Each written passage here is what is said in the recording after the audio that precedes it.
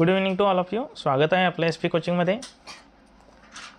नवोदय प्रवेश परीक्षा प्रश्नपत्रिका क्रमांक 3 याचे आपण 1 ते 51 पर्यंतचे क्वेश्चन कालच्या सेशनमध्ये बघितले होते. आज आपण 52 नंबरचा क्वेश्चन याच्यामध्ये सॉल्व करणार आहे. 52 नंबरच्या क्वेश्चनमध्ये काय दिलेले आहे, 4 घनमीटर औषधाने 200 मिलीलिटर क्षमतेच्या किती बाटल्या भरल्या जातील.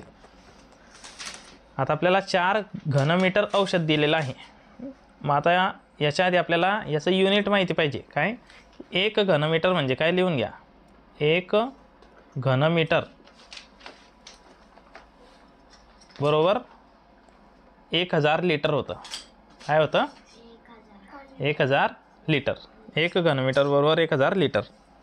आपल्याला 4 घनमीटर म्हटलेलं आहे. मग किती होईल ते 4 घनमीटर बरोबर 4000 लिटर.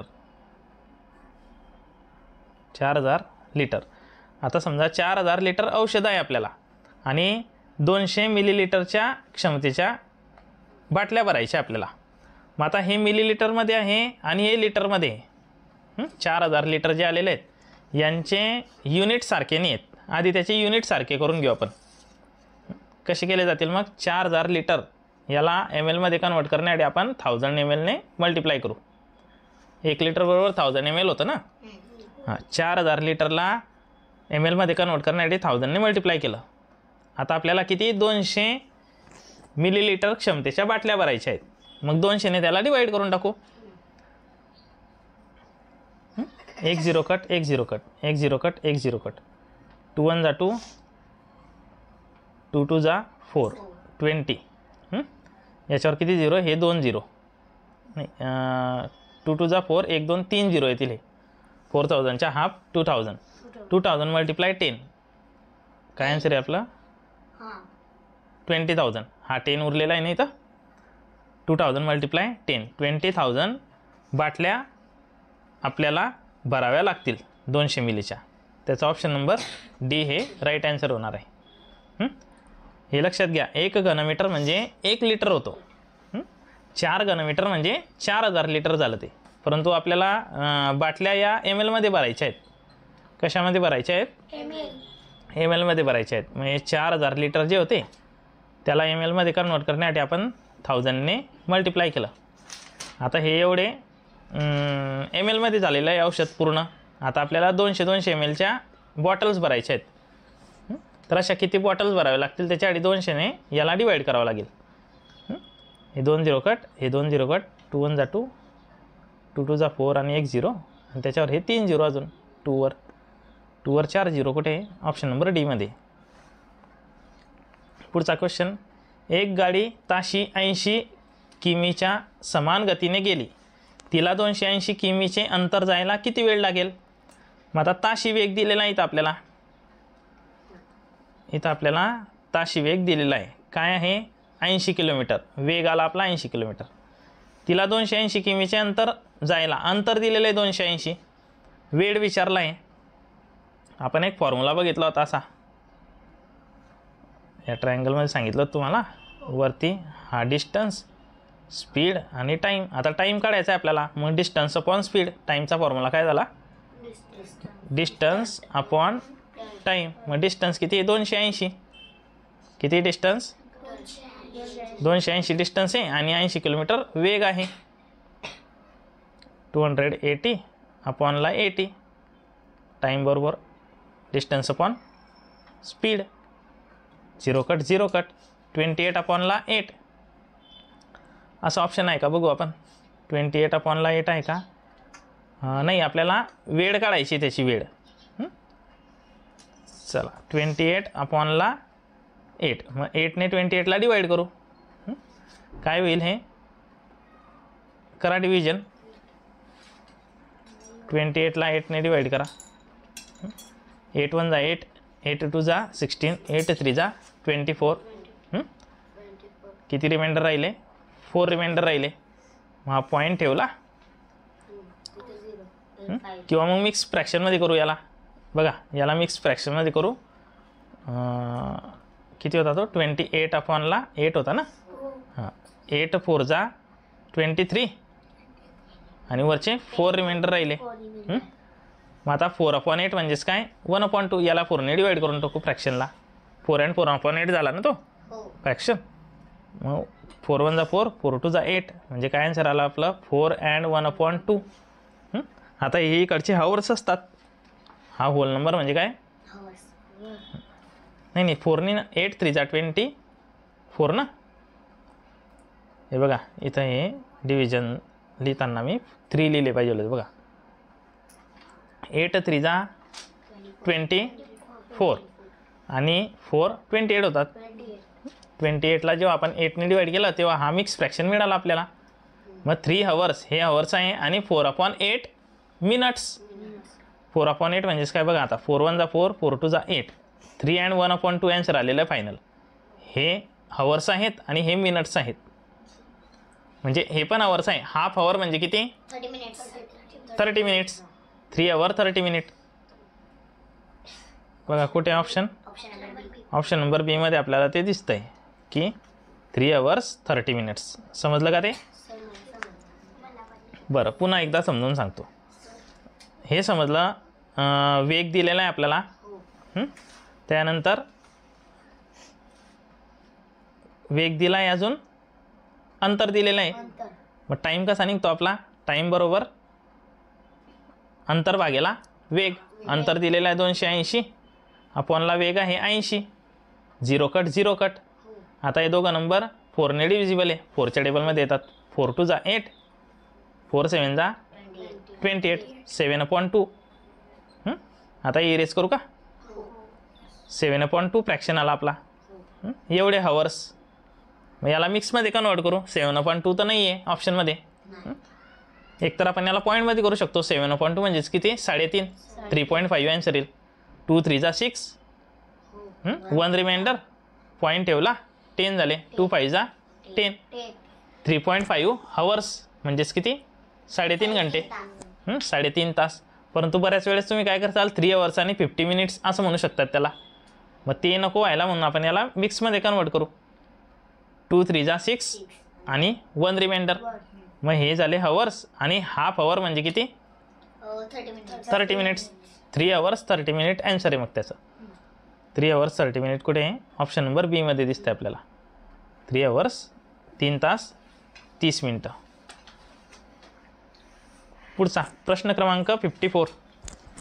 4.0458 शतांशामध्ये पूर्ण केल्यास होईल. शतांशामध्ये म्हणजेच काय 100th मध्ये. बघा पॉईंट नंतर पहिलं प्लेस जे आहे ते काय असतं? नाही पॉईंट नंतर पहिलं प्लेस दशांश म्हणतो आपण त्याला. हा दशांश असतो. हा जो आहे ना हा दशांश आहे, हा शतांश आहे. शतांश नियरेस्ट 100 करणं आहे त्याला. हा 10th प्लेस असतो, हा 100th प्लेस असतो इंग्लिशमध्ये, आणि मराठीमध्ये शतांश म्हणतात त्याला. मग आपण काय करतो, ज्याला नियरेस्ट करतो त्याच्या बाजूचा नंबर बघतो. त्याच्या बाजूचा नंबर काय आहे? आपल्याला नियरेस्ट याला करायचं आहे. Nearest 100th शतांशापर्यंत. त्याच्या बाजूला 5 आहे. 1 2 3 4 असेल तर तोच नंबर घेतो आपण. आणि 5 6 7 8 9 असेल तर नेक्स्ट. मग या 4च्या नेक्स्ट किती 4.05. ऑप्शन नंबर ए आलं ना. हे राऊंड अप होताना हा काय होईल 4.05. आलं लक्षामध्ये. Option number A is the right answer. Nearest 100 करायचं होतं त्याला. 55 नंबरचा क्वेश्चन आहे. एका व्यापाऱ्याने दिवाळीच्या 5 दिवसांत पणत्यांची संख्या चित्रलेखात दाखवलेली आहे. हे पणतीची खूण म्हणजे 10 पणत्या. एक जे खूण आहे ती 10 पणत्यांची आहे. मग त्याने दिवाळीचे 5 दिवस असतात ना, त्याच्यामध्ये पणत्या विकलेल्या आहेत. पहिले धनत्रयोदशी, नरक चतुर्दशी, लक्ष्मीपूजन, पाडवा आणि भाऊबीज. मग पुढे भाऊबीजेनंतर त्याच्याकडे 75 पणत्या शिल्लक राहिल्या. किती शिल्लक राहिल्या त्याच्याकडे? 75 पणत्या त्याच्याकडे शिल्लक राहिल्या. तर सुरुवातीला त्याच्याकडे किती पणत्या होत्या? 75 आहेत त्याच्याजवळ. आणि त्याने आता विकलेल्या ॲड करू आपण त्याच्यामध्ये. विकलेल्या किती आहेत? आधी हे दिवे मोजून घेऊ आणि त्याला मल्टिप्लाय किती करू. मग एक दिवा म्हणजे किती आहे 10 पणत्या. पहिले दिवे मोजून घेऊ, त्याला मल्टिप्लाय 10 करू म्हणजे त्याने विकलेल्या पणत्या निघतील. आणि त्याच्याजवळ आता 75 उरलेल्या आहेत, त्या दोघांची ॲडिशन करू. मग आता बघा याच्यामध्ये हे किती आहेत, एक मिनटं, 1 2 3 4 5 दिसत आहे तुम्हाला का? झूम करू अजून, बघा आता हे 1 2 3 4 5 ह्या इथपर्यंत ही 1 2 3 4 5 5 1 5 5 2 10 5 3 15 झाल्या उभ्या. हे 5 10 15 16 17 18 19 20 21 22 23 24 25 26 27 कसं काय? 26च ना. बघा थांबा अजून झूम करतो, लक्ष द्या नीट. बघा हे 1 2 3 4 5 6 7 8 9 10 11 12 13 14 15 16 17 18 19 20 21 22 23 24 25 26 26 पणत्या आहेत. त्याला गुणेला 10 करा. एक पणतीबरोबर 10 आहे ना, एक सिम्बॉलबरोबर 260 या आल्या, प्लस त्याच्याजवळ आता 75 शिल्लक आहे. याच्यामध्ये 75 ॲड करा, किती झाल्या बघा. म्हणजे त्याच्याजवळ किती पणत्या असतील, 260मध्ये 75 ॲड करा. 0 + 5 5 6 आणि 7 13 कॅरीला 1 2 आणि 1 3 335 असा ॲन्सर कुठे दिसतंय आपल्याला, 335 ऑप्शन नंबर बी मध्ये दिसतंय. ऑप्शन बी टिक करायचं आहे तुम्ही. नाही 335 बी मध्ये नाही आहे, सॉरी सी मध्ये आहे. बी मध्ये 235 येतो, हे येणार नाही. Option number C is the right answer, 335.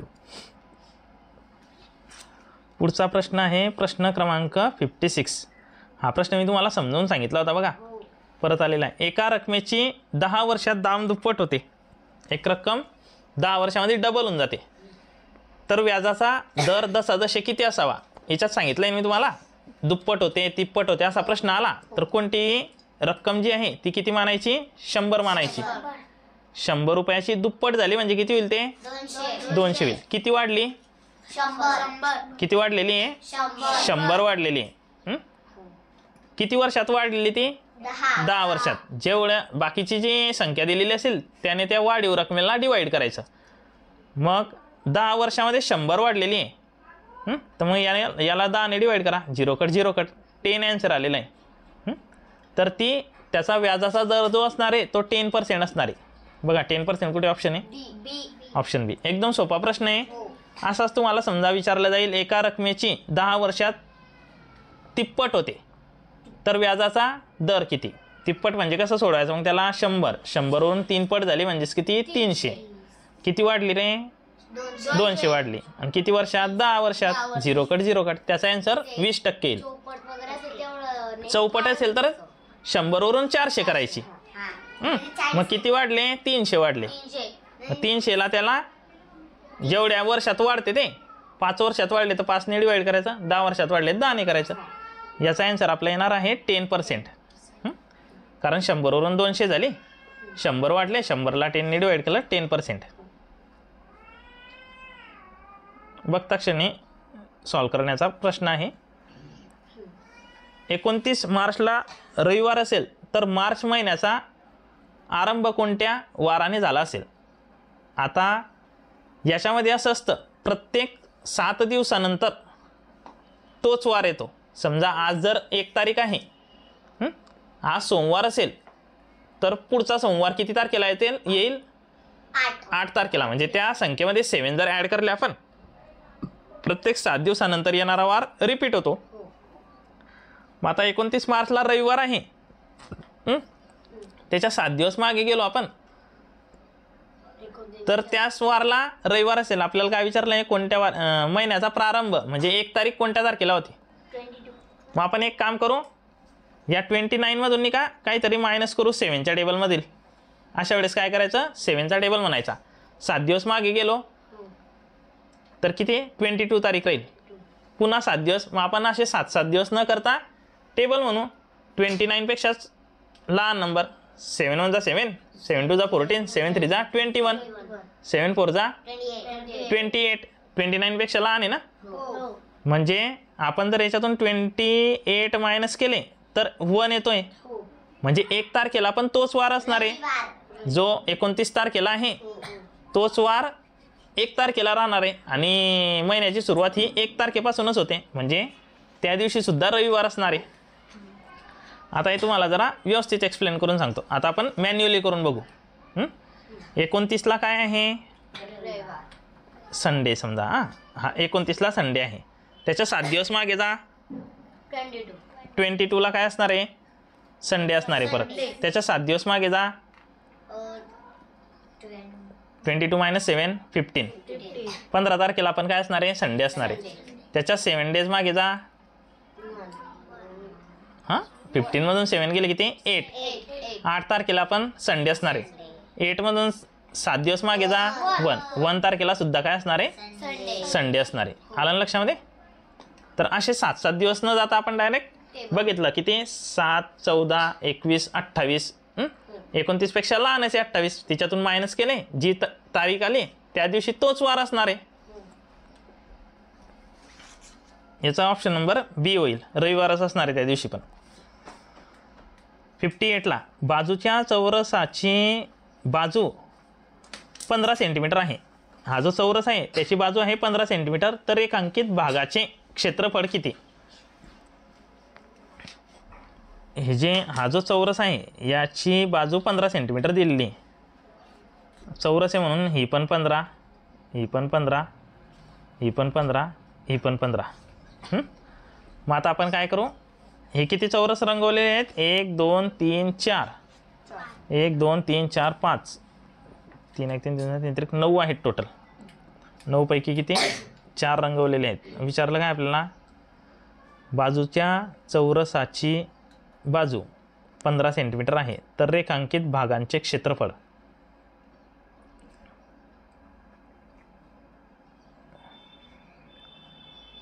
एक 2 3 आणि 1 4.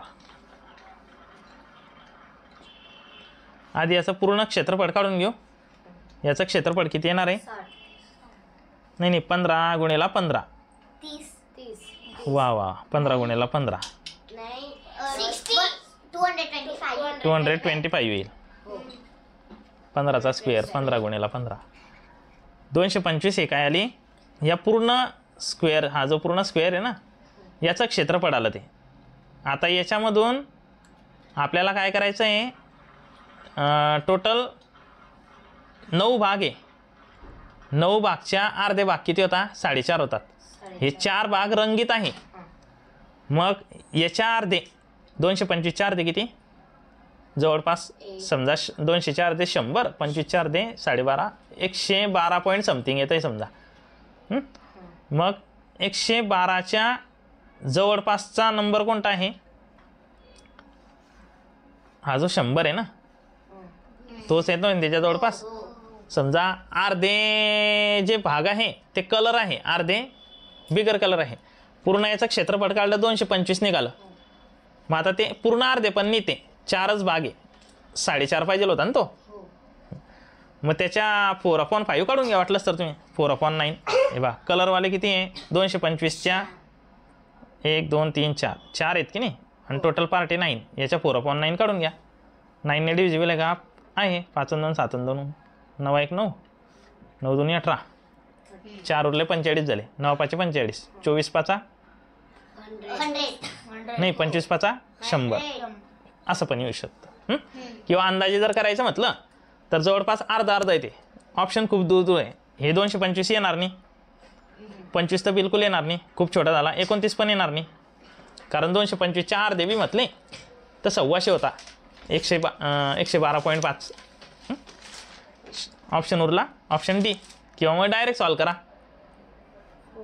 समजलं ना काय केलं आपण? याचं पूर्ण क्षेत्रफळ काढून घेतलं. 15 सेंटीमीटर बाजू होती, ही 15 सेंटीमीटर आहे, ही 15 आहे, ही 15 आहे. यांचं क्षेत्रफळ पूर्ण बॉक्सचं क्षेत्रफळ आलं 225. आता आपल्याला हे कलरवाले बॉक्स करायचे. मग कलरवाले बॉक्स मोजले मी. 1 2 3 4 बॉक्स आहे. टोटल बॉक्स किती आहेत? 9 आहे. याच्या 4/9 काढून घेतलं. आपल्याला उत्तर आलं 100. पुढे एका टेबलाच्या फळीला चहू बाजूंनी लेस लावायची आहे. टेबल आहे आपल्याला असा दिलेला आहे. असा टेबल असेल काहीतरी रेक्टँगल किंवा स्क्वेअरमध्ये, त्याला लेस लावायची आहे. आपण बॉर्डर करतो ना, हो हो 72 सेंटीमीटर लेस आणावी लागते. त्याला लेस लावण्यासाठी 72 सेंटीमीटरची लेस लागते. फळीची लांबी 25 सेंटीमीटर असेल तर त्या फळीची रुंदी किती? आता ही लांबी 72 आहे, हे दिसतं आहे तुम्हाला याच्यामध्ये. असा रेक्टँगल आहे ना तो, असा रेक्टँगल आहे. ही 72 सेंटीमीटर आहे म्हणे, ही माहीत नाही आपल्याला. आणि नाही 72 कशाला असणार रे, 25 25 किती ते, हां 25 सेंटीमीटर आहे तिची लांबी. मग 25 सेंटीमीटर आहे असा हा आहे, ही लांबी 25 आहे, ही माहीत नाही. टोटल लेन्स 72 लागणार आहे. मग ही पण 25 आणि वरची पण 25 राहणार आहे. मग टोटल झाली 50. या 72मधून जर 50 आपण मायनस केले किती येतात? कारण 72 म्हणजे काय, सगळ्यांची सम असणार आहे.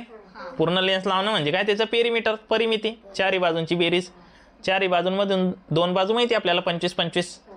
50 मायनस करू, राहिलेली रुंदी राहील 22. मग आता याचा ऑप्शन नंबर सी होणार नाही, नाही. कारण रुंदी विचारली. रुंद्या 2 येत्या. Option number 1. हां 2 रुंद्या 22 सेंटीमीटरच्या आहे, एक रुंदी 11ची, कारण त्या दोघी सारख्या असतात. म्हणजे ही 11 आणि ही 11. ऑप्शन नंबर ए. बरेचसे विद्यार्थी 22 वर मारून देतील, चुकून जातील. याचा ऑप्शन काय होणार आहे? ऑप्शन नंबर ए, 11 सेंटीमीटर.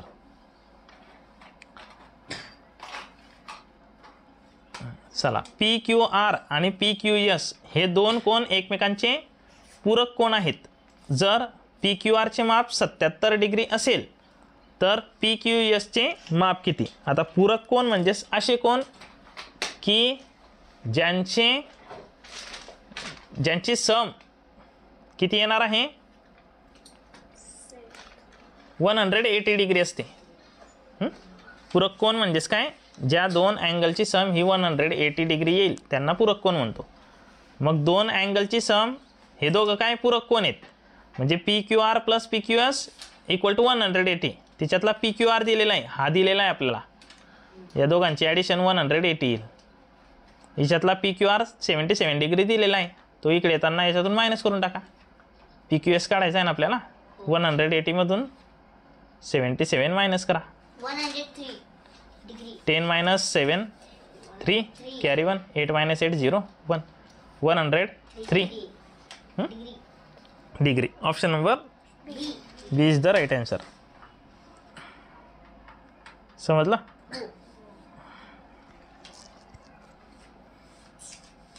पुढे आता भाषा आहे, सोडू आपण आता उतारे. हा झालेला आहे किनाऱ्यालगत असलेला भूखंड. बरं ठीक आहे, नाही झालेला आहे. आपण प्रश्न वाचून घेऊ आधी. उतारा सोडवण्याच्या आधी आपण काय करतो, प्रश्न वाचतो. उतार्यातील भूखंड म्हणजे समुद्राचा भाग, खाडी, जमिनीचा तुकडा का शेवाळ. भूखंड मंचाचे दुसरे नाव समुद्रतळ, समुद्रबूड. भूखंडाचं नाव आपल्याला शोधायचं आहे आणि भूखंड म्हणजे काय ते पाहायचं आहे. भूखंड मंचासाठी असत्य विधान, जे चुकीचं विधान आहे ते पाहायचं आहे. मग भूखंड मंचाचा विस्तार, हे ऑप्शन जाऊ द्या. भूखंड मंचावरून कोणती गोष्ट मिळवता येत नाही, जे मिळवता येत नाही तिचं सांगायचं आहे. विस्तीर्ण म्हणजे काय याचा अर्थ सांगायचा आहे. उतारा वाचू आता, आणि जर ते प्रश्नातले काही शब्द सापडले ते खाली अंडरलाईन करत चालू. किनाऱ्यालगत असलेला व समुद्रात बुडालेला भूखंडाचा भाग म्हणजे भूखंड मंच होय. हा प्रश्न आला होता, भूखंड मंच म्हणजे काय.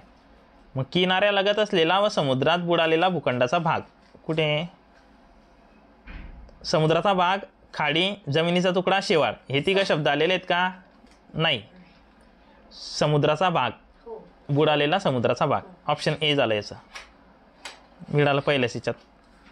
हा सागर तळाचा सर्वात उथळ भाग आहे, यालाच समुद्रबूड जमीन असेही म्हणतात. हा सागराचा उथळ भाग आहे, भूखंड मंचाचे दुसरं नाव. आता भूखंड मंच नाही, हा सागर तळाचा, हा यालाच, हे बघा, भूखंडाचा भाग म्हणजे भूखंड मंच, समुद्रात जो बुडालेला भाग आहे त्याला भूखंड मंच म्हणतात. हा सागर तळाचा सर्वात उथळ भाग आहे, याला समुद्रबूड जमीन असेही म्हणतात. सापडलं दुसरं, समुद्रबूड जमीन म्हणतात त्याला. ऐकायच्यामध्ये समुद्रबूड आहे, ऑप्शन बी. मंच म्हणतात. पुढे तो महासागराकडे मंदपणे उतरत जातो. भूखंड मंचाचा विस्तार सर्वत्र सारखा नसतो. याचा विस्तार सर्वत्र सारखा असतो का? सगळीकडे सारखी जमीन असणार आहे का? ते बुडालेला भाग कुठे कमी कुठे जास्त असेल. काही खंडांच्या किनाऱ्याजवळ तो अरुंद, तर काही खंडांच्या किनाऱ्याजवळ तो शेकडो किलोमीटरपर्यंत रुंद आहे. काही कुठे कुठे आखूड आहे, खूप छोटा आहे, कुठे कुठे खूप रुंद आहे. याची खोली साधारणतः समुद्र सपाटीपासून 180 ते 200 मीटरपर्यंत आहे. मानवी जीवनाच्या दृष्टीने भूखंड मंच महत्त्वाचा आहे. जगातील मासेमारीची विस्तृत क्षेत्रे भूखंड मंचावरच आढळतात. जगातील मासेमारीची विस्तृत क्षेत्रे म्हणजे जगामध्ये मासेमारी जेवढ्या ठिकाणी विस्तृत पसरलेली आहे ती सर्व कुठे आढळतात? भूखंड मंचावरच आढळतात. खनिज तेल, नैसर्गिक वायू व विविध खनिजे भूखंड मंचावरून सहज मिळवता येतात. उदाहरणार्थ अरबी समुद्रतळ, मुंबई हाय येथे खनिज तेल व नैसर्गिक वायू मिळतो. हे ठिकाण भूखंड मंचावर आहे. पहिल्याचा आपल्याला मिळाला आन्सर. समुद्राचा भाग म्हणजे भूखंड. भूखंड मंचाचे दुसरे नाव समुद्रबुड. भूखंड मंचासाठी असत्य विधान. आता जे आलेलं नाही आहे, भूखंड मंचाचा विस्तार सर्वत्र असमान असतो. बरोबर आहे का? बरोबर आहे. भूखंड मंचाचा विस्तार सगळीकडे असमान असणार आहे. सगळीकडे सारखा असतो तो नाही. हे बरोबर आहे. म्हणजे असत्य शोधायचं आहे आपल्याला. हे ट्रू आहे. त्याची खोली समुद्र सपाटीपासून 180 ते 200 मीटर असते. हे बी बरोबर आहे. भूखंड मंच हा भाग किनाऱ्यालगतच असतो. आणि डी आहे भूखंड मंच हा सागराचा सर्वात खोल भाग असतो. खोल भाग असतो का तो? उथळ भाग असतो तो. सगळ्यात पहिल्या याच्यात दिलेला आहे बघा. भूखंड मंच हा सागराचा सर्वात हे तर उथळ भाग असतो. मग ऑप्शन नंबर कुठे गेलं ते? ऑप्शन नंबर डी हे चुकीचं आहे. आणि भूखंड मंच हा भाग किनाऱ्यालगतच असतो. किनाऱ्याच्या जवळच भूखंड मंच असतो आहे ना, किनाऱ्याला लागून. ऑप्शन नंबर डी हे असत्य विधान आहे. भूखंड मंचावरून कोणती गोष्ट मिळवता येत नाही? मासे मिळवता येतात. खनिज तेल तिथं डायरेक्ट ते आहे. ते मुंबई आहे सांगितलं ना शेवटच्या लाईनमध्ये की ते भूखंड मंचावरच आहेत म्हणून. नैसर्गिक वायू पण आहे. गोडे पाणी हे नाही मिळवता येत भूखंड मंचावरून. Option number D. विस्तीर्ण म्हणजेच काय? विस्तृत, पसरलेला. विस्तीर्ण म्हणजेच काय? विस्तृत म्हणजे एक्सपांडेड. ते विस्तारित रूप लिहा असं येतं मॅथ्समध्ये तुम्हाला.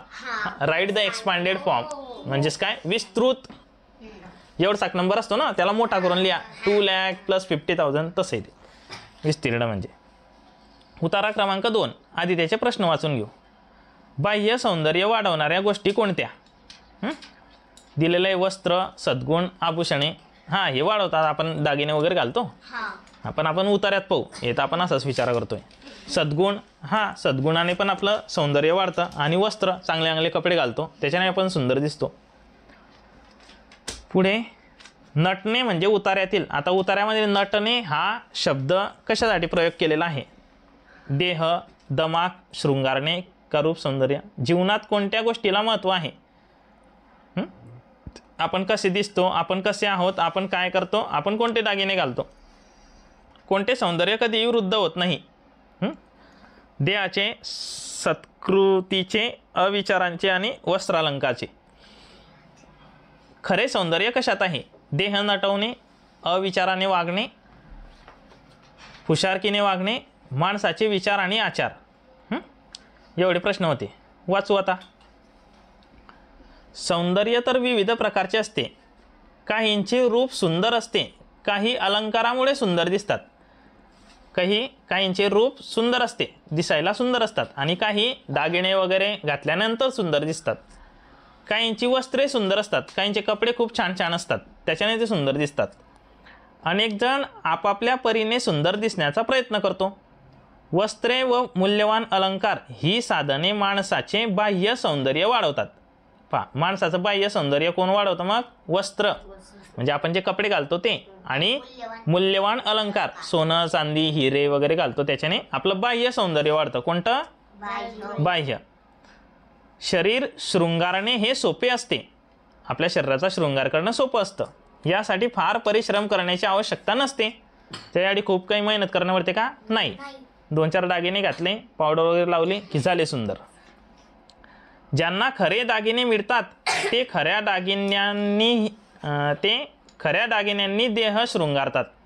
आता खरे दागिने म्हणजे काय? आपल्याला ते उतार्यात समजेल. ज्यांना खरे दागिने मिळतात ते खऱ्या दागिन्यांनी स्वतःचा देह शृंगारतात म्हणे. देह म्हणजे शरीर, समानार्थी शब्द याचा. स्वस्त आणि दिखाऊ दागिन्यांनी सुद्धा देह शृंगारता येतो, है ना. असं थोडी की सोन्याच घातलं पाहिजे. सोन्याचं डुप्लिकेट येतं. सोन्यासारख्या दिसणाऱ्या वस्तू त्या पण सोन्यासारख्याच दिसतात आणि स्वस्त असतात. हां, पॉलिशच्या. स्वस्त आणि दिखाऊ दागिन्यांनी सुद्धा देह शृंगारता येतो. अनेक लोक मिळेल त्या साधनांचा उपयोग करून आपले बाह्य रूप देखणे करण्याचा प्रयत्न करतात.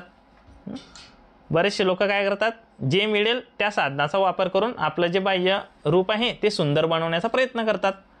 देह सजवला की आपण सुंदर झालो अशी त्यांची कल्पना असते.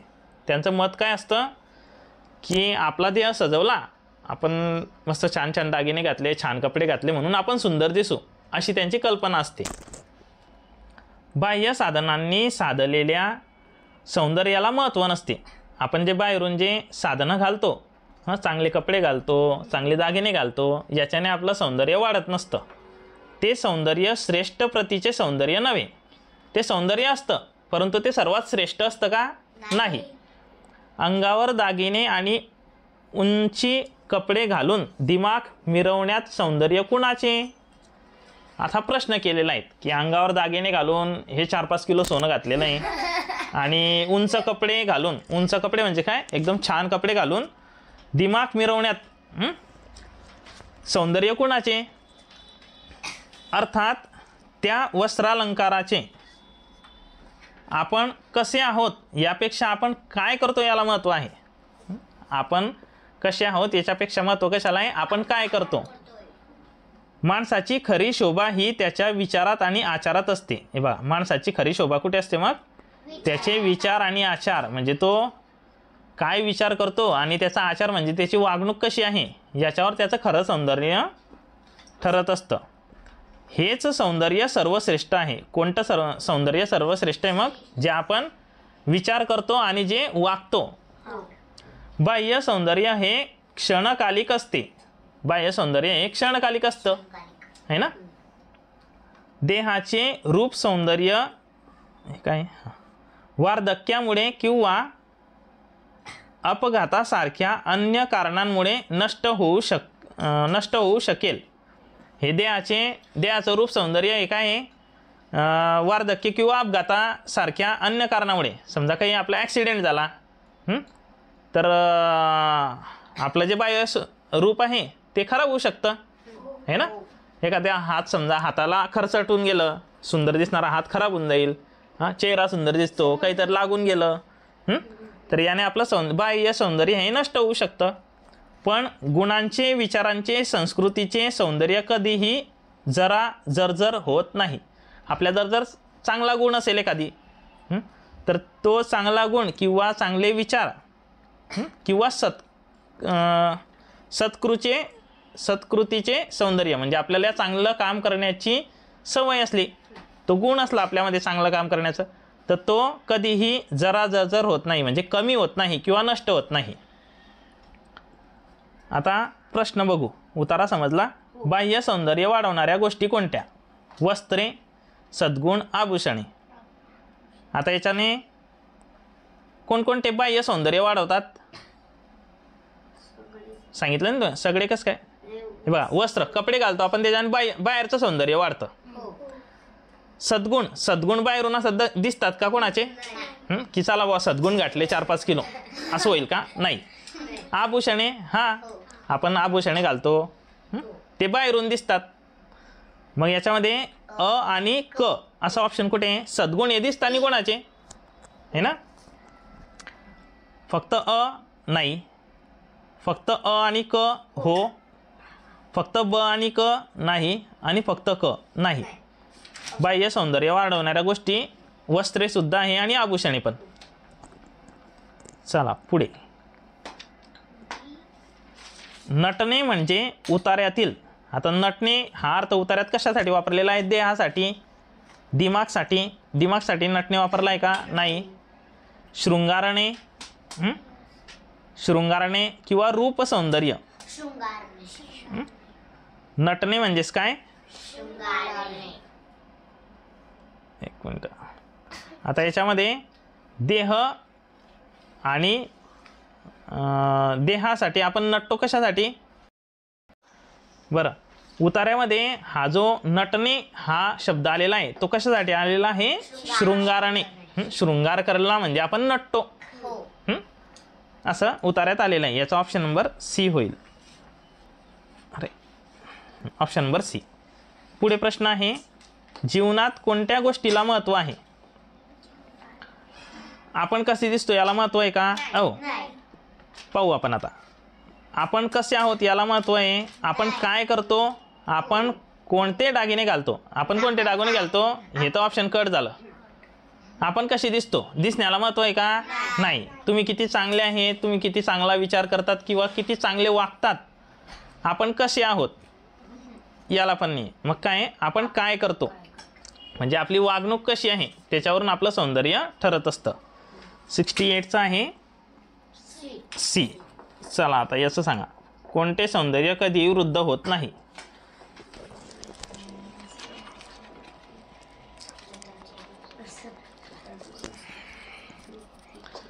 हां, कोणते सौंदर्य कधी वृद्ध होत नाही म्हणजे म्हातारं होत नाही? देहाचे, आपलं शरीर म्हातारं होतं ना, वृद्ध होतं, हे येणार नाही. कट. सत्कृतीचे, आपले चांगले कर्म समजा म्हातारे होणार आहे का? वृद्ध होणार आहे का? नाही. म्हणजे हे असू शकतं. पुढचे बघू. अविचारांचे कोणते सौंदर्य कधी वृद्ध होत नाही? संस्कृतीचं, सत्कृतीचे सौंदर्य कधी वृद्ध होत नाही. अविचारांचे, नंतर काय वस्त्रालंकाराचे, जे आपण वस्त्र घातलेले आहे किंवा अलंकार घातलेले आहेत हे पण जुने होतात, वृद्ध होतात ते. याचं काय? सत्कृतीचे. आपण जे चांगले काम करतो, हे चांगले कामं करण्याची जी वृत्ती आहे ती कधी वृद्ध होत नाही. हे जे सौंदर्य आहे चांगले काम करण्याचे, सत्कृतीचे सौंदर्य कधी वृद्ध होत नाही. खरे सौंदर्य कशामध्ये मग आता? माणसाचे विचार आणि आचार. देह नटवणे नाही. अविचाराने वागणे नाही. फुशारकीने वागणे नाही. माणसाचे विचार आणि आचार हे म्हणजे खरे सौंदर्य आहे म्हणे. आता पुढे उतारा क्रमांक 3. प्रश्न, मदर टेरेसांना कशा संदर्भात नोबेल पुरस्कार मिळाला? ऐकलेले का मदर टेरेसा नाव? बरं, उतार्यात बघ जा. नंतर मदर टेरेसांना नोबेल पुरस्कार केव्हा प्राप्त झाला? जगात शांतता प्रस्थापित करण्याचा राजमार्ग. शांततेच्या बाबतीत प्रश्न आहे. नोबेल पुरस्कार कोणत्या साली आहे तो आहे. आणि नोबेल पुरस्कार कशा संदर्भात मिळाला होता मदर टेरेसांना? नंतर 74 आहे, नोबेल पारितोषिकाची शान कशामुळे वाढली? मदर टेरेसांनी कोणत्या शहरात आपले कार्य केले? बरं, बघू आता. 1979 साली मदर टेरेसांना त्या वर्षीचा नोबेल पुरस्कार जाहीर झाला. भेटला आन्सर. काय? मदर टेरेसा यांना नोबेल पुरस्कार केव्हा प्राप्त झाला? Option number C, 1979. पुढे, या प्रतिष्ठित पुरस्काराचा स्वीकार करायला मदर टेरेसा विनम्र कृतीने गेल्या. जगात शांतता प्रस्थापित करण्याचा मानवतेची सेवा हाच राजमार्ग असतो. बघा, राजमार्गावर प्रश्न होता एक, हा कीवर्ड सापडला राजमार्गाचा. जगात शांतता प्रस्थापित करण्याचा मानवतेची सेवा हाच राजमार्ग आहे. मग बघू ऑप्शनमध्ये आहे का काही असं? शांतता प्रस्थापित करण्याचा राजमार्ग काय? मग समाज प्रबोधन आहे का? नाही. भाषणबाजी का? अनेक संस्थांची स्थापना आहे का?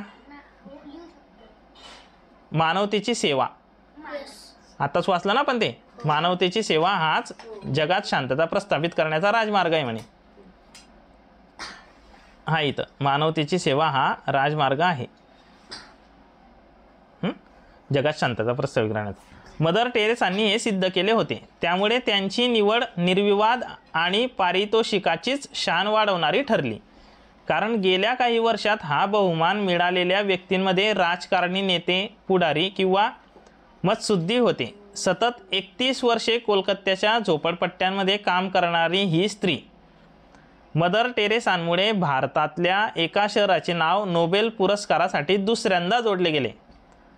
भारतातील एका शहराचं नाव मदर टेरेसामुळे 2 वेळेस या जोडल्या गेले. म्हणजे पहिले कोणाला तरी मिळालं असेल आणि दुसरं यांना मिळालं. देशोदेशीचे उच्च पदाधिकारी, मतसुद्धी, विचारवंत यांच्या उपस्थितीत एका लहानखुऱ्या क्रूश खादीधाऱ्या मदरनी जेव्हा $1,90,000 तो पुरस्कार स्वीकारला, तेव्हा खूप वेळ टाळ्यांचा गगनभेदी कडकडाट होत राहिला. आता बघा तो पुरस्कार कितीचा होता, $1,90,000 एवढ्याचा तो पुरस्कार होता. संपला. आता पॅराग्राफ सॉल्व करू. मदर टेरेसांना कशा संदर्भात नोबेल पुरस्कार मिळाला? अनेक संस्थांची स्थापना केली त्यांनी. मानवतेची सेवा केली ती का? शिक्षण घेतलेल्या शिक्षण संदर्भात मिळाला होता त्यांना. उत्कृष्ट राजकारण करत होत्या त्या नाही. मानवतेची सेवा. पुढे मदर टेरेसांना नोबेल पुरस्कार केव्हा मिळाला मग? 1979. जगात शांतता प्रस्थापित करण्याचा राजमार्ग काय मग? मानवतेची सेवा. नोबेल पारितोषिकाची शान कशामुळे वाढली मग? मदर टेरेसांच्या भाषणामुळे. त्यांनी भाषण केलं होतं का? मानवतेच्या सेवेमुळे येऊ शकतं. मदर टेरेसांची नोबेल पुरस्कारासाठी झालेली निवड मदर टेरेसांच्या कार्यामुळे. यापैकी कोणता ऑप्शन येईल? आता उतार्याकडे जाऊ. आता आपण पुन्हा. नोबेल पारितोषिकाची शान कशामुळे वाढली? मदर टेरेसांनी नोबेल पुरस्काराची निवड झाली म्हणून. मदर टेरेसांच्या कार्यामुळे. बघा वरती आपल्याला एक उल्लेख दिलेला आहे इथं. मदर टेरेसांमुळे भारताच्या एकाच शहराचे नाव नोबेल पुरस्कारासाठी दुसऱ्यांदा जोडले गेले होतं. म्हणून त्या नोबेल पुरस्काराची शान वाढण्यात आली होती. एकाच याच्यातून 2 वेळेस नाव गेलेलं होतं. मग नोबेल पारितोषिकाची तो डोअर क्लोज कर. शान कशामुळे वाढली मग? तर मदर टेरेसांची नोबेल पुरस्कारासाठी निवड झाली. कारण याच्या आधी कोणाची निवड झाली होती? राजकारणी, पुढारे वगैरे अशा लोकांचीच झालेली होती. परंतु पहिल्यांदाच मदर टेरेसांची या पुरस्कारासाठी निवड झालेली होती. मदर टेरेसांनी कोणत्या शहरात आपले कार्य केले? कोलकाता. किती वर्ष गेले होते म्हणे ते? 31 वर्ष. हे बघा. क्रमांक 4 भारतीय प्रश्न घेऊ. आविष्कार म्हणजे काय? आदिवासी कलेचे खालीलपैकी. मी जर वाचतोय तर तुम्ही त्याच्यावर लक्ष ठेवायचं बेटा. ते नंतर खेळता तुम्ही. चालेल ना? आदिवासी कलेचे खालीलपैकी कोणते वैशिष्ट्य नाही? नंतर संपूर्ण विकसित रूपात निर्माण झालेली आदिवासी संस्कृती, वारली चित्रकला आणि बरेचसे ऑप्शन आहे. संपूर्ण विकसित रूपात निर्माण झालेली. पुढे आदिम कलेची मूळ बीजे विकसित झालेली दिसतात. महाराष्ट्राला लाभलेला समृद्ध वारसा कोणता? चला वाचू आता पॅरेग्राफ. भारतीय सांस्कृतिक जीवनाच्या समृद्धीमागे आदिवासी कलेचा मोठा आधार आहे. याच्या समृद्धीमागे म्हणजे वाढीमागे कोणाचा हातभार आहे, आधार आहे? तर आदिवासी कलेचा. नागरी संस्कृतीच्या प्रभावातून मुक्त, परंपरागत चालत आलेली निसर्गप्रेम, सहज उपलब्ध साहित्यातून झालेला उत्स्फूर्त आविष्कार म्हणजे आदिवासी कला. आदिवासी कला म्हणजे काय ते दिलेलं आहे. या कलेचे सोपे समीकरण मांडता येईल. महाराष्ट्राला आदिवासी कलांचा समृद्ध वारसा लाभलेला आहे. महाराष्ट्राला लाभलेला आहे.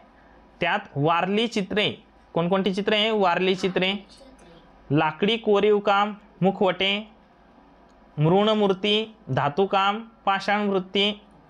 पाषाणमूर्ती, वाद्य, शिकारीची साधने व इतर कलात्मक वस्तू यांचा समावेश होतो.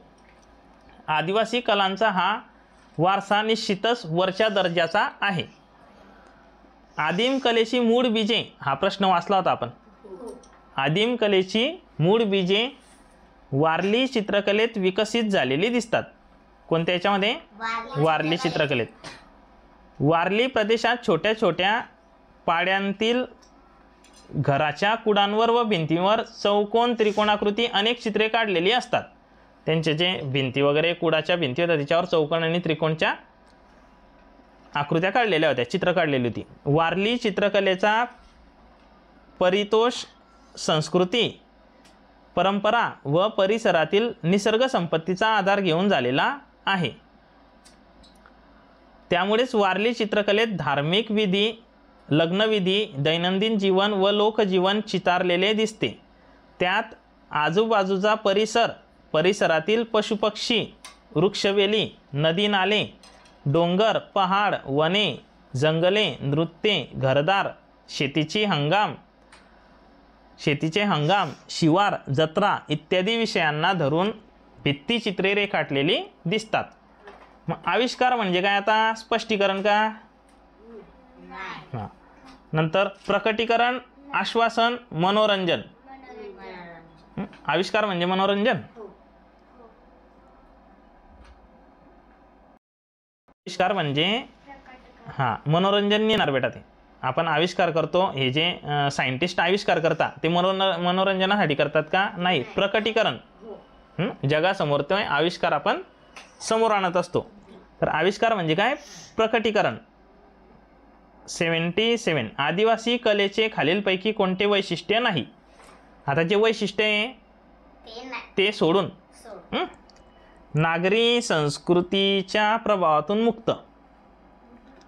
नंतर चौकोनी त्रिकोणी आकाराची चित्रे आहे, हे त्या कुडांवर असायची.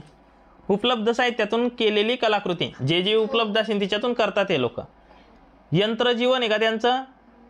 नाही, हे वैशिष्ट्य नाही आहे त्यांचं. यंत्राच्या साह्याने करतात का? ते नाही. नागरी संस्कृतीच्या प्रभावातून मुक्त येते. म्हणजे याचा ऑप्शन नंबर डी होईल. कोणतं वैशिष्ट्य नाही त्यांचं? तर यंत्रजीवन हे त्यांचं वैशिष्ट्य नाही आहे. संपूर्ण विकसित रूपात निर्माण झालेली कोणती आहे? आदिवासी संस्कृती, वारली चित्रकला, आदिवासी परंपरा, निसर्ग सौंदर्य. आता एकदा याच्यासाठी आपल्याला पॅराग्राफकडे जावं लागेल, कारण वारली हा शब्द पण आलेला आहे त्याच्यामध्ये. चित्रकला त्यांची, त्याची आदिवासी संस्कृती पण आहे.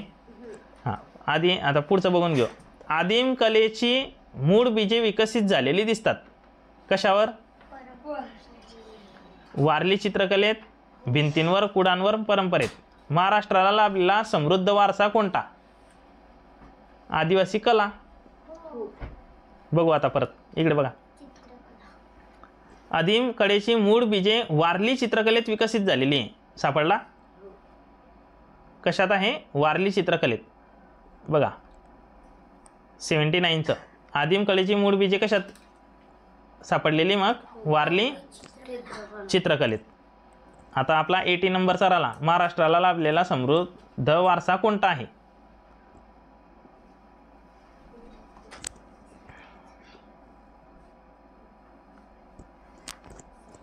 वरती होता हा. हे बघा, महाराष्ट्राला आदिवासी कलांचा समृद्ध वारसा लाभलेला आहे. दिसला? हे मार्क केलेलं. आदिवासी कलांचा, महाराष्ट्राला आदिवासी कलांचा, परंपरेचा नाही, निसर्गाचा नाही, चित्रकलेचा नाही, तर आदिवासी कलेचा समृद्ध वारसा लाभलेला आहे. आता याच्यातला एक प्रश्न राहिला आपला. कोणता? 78. संपूर्ण विकसित रूपात निर्माण झालेली काय आहे? आदिवासी संस्कृती आहे का आदिवासी कला आहे? बघा बरं दिसतंय का याच्यामध्ये? नागरी हे संस्कृतीच्या जीवनामध्ये जीवनाच्या समृद्धीमागे आदिवासी कलेचा मोठा आधार आहे. नागरी संस्कृतीच्या प्रभावातून मुक्त परंपरागत चालत आलेले निसर्गप्रेम सहज उपलब्ध साहित्यातून झालेला उत्स्फूर्त आविष्कार म्हणजे आदिवासी कला असे या कलेचे सोपे समीकरण मांडता येईल. म्हणजे इथं दिलेलं आहे आपल्याला बघा, महाराष्ट्राला आदिवासी कलांचा समृद्ध वारसा लाभलेला आहे. त्यात वारली चित्रे, लाकडी कोरीवकाम, मुखवटे, मूर्ती, पाषाण मूर्ती इत्यादी जे आहेत या वस्तूंचा समावेश होतो. आदिवासी कलांचा हा वारसा निश्चितच वरच्या दर्जाचा आहे. मग याचा आन्सर काय येणार आहे? आदिवासी कला. संपूर्ण विकसित रूपात निर्माण झालेली. तर हे वारली चित्रकला, वारल्यांची चित्रकला. आदिवासी परंपरा तर नाही याच्यामध्ये, निसर्ग सौंदर्याचा प्रश्नस्नेह आणि आदिवासी संस्कृतीसुद्धा वरती काही वापरलेला नाही शब्द, फक्त कलेवर जास्त भर आहे त्यांचा. हां, की त्यांच्यामध्ये जी कला होती चित्रकला वगैरे. तर मग 78चा आन्सर होणार आहे ऑप्शन नंबर बी. समजलं सर्वांना? सगळ्यांचे आन्सर आलेले आहेत. आविष्कार म्हणजे काय? प्रकटीकरण. नंतर सेकंडचा आदिवासी कलेचे खालीलपैकी वैशिष्ट्ये नाही. यंत्रजीवन, संपूर्ण विकसित रूपात निर्माण झालेली वारली चित्रकला, आदिम कलेचे मूळ बीजे विकसित झालेली दिसतात कुठे? वारली चित्रकलेत. आणि शेवटचा महाराष्ट्राला लाभलेला समृद्ध वारसा कोणता? आदिवासी कला. आदिवासी कला. Option number C is the right answer. अशा पद्धतीने आपण प्रश्नपत्रिका क्रमांक 3 ही पूर्ण केलेली आहे. या संपूर्ण प्रश्नपत्रिकेचे जे प्रश्न आणि त्याचे स्पष्टीकरण आहे ते भाग 1 आणि भाग 2 अशा 2 भागामध्ये केलेले आहेत. आता उद्याच्या दिवशी आपण प्रश्नपत्रिका क्रमांक 4 सॉल्व करणार आहे. तोपर्यंत जास्तीत जास्त विद्यार्थ्यांपर्यंत आपला हा व्हिडिओ शेअर करायचा आहे आणि आपले जे प्रश्न झालेले आहेत त्याचा सराव करायचा आहे. Thanks for watching. Bye all of you. भेटूया पुढच्या व्हिडिओमध्ये.